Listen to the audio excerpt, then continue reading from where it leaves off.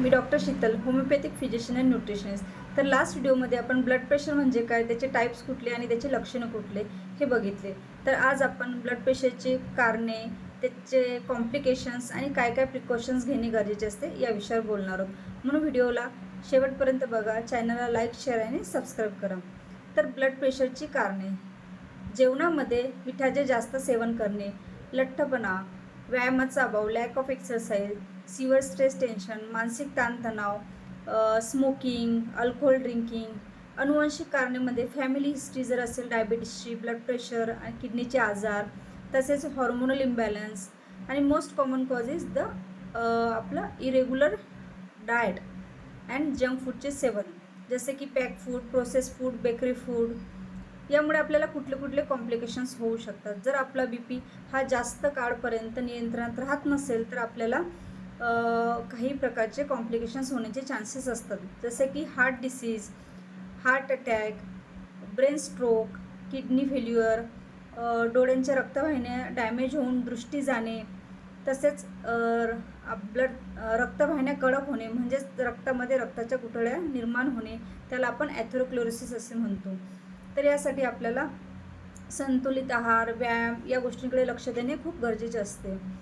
तर ब्लड प्रेशरमध्ये खूप कॉमनली विचारला जाणारा प्रश्न म्हणजे की BP जास्त मीठ खाल्ल्यामुळे, जास्त मिठाचे सेवन केल्यामुळे BP वाढू शकतो का?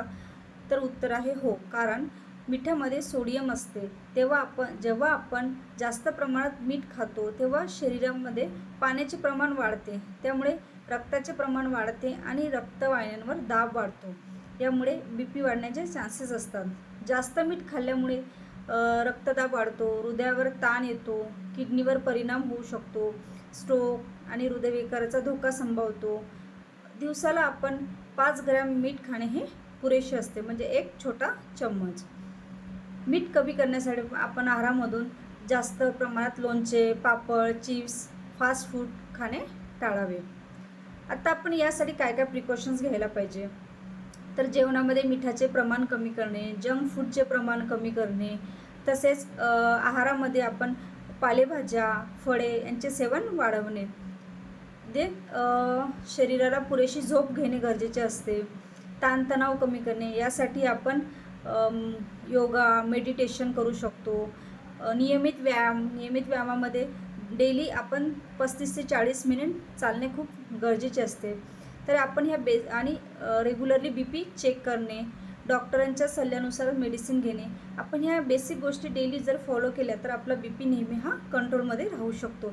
आणि यासाठी आपल्याला होमिओपॅथी ही खूप चांगल्या प्रकारे हेल्प करते. Thank you so much.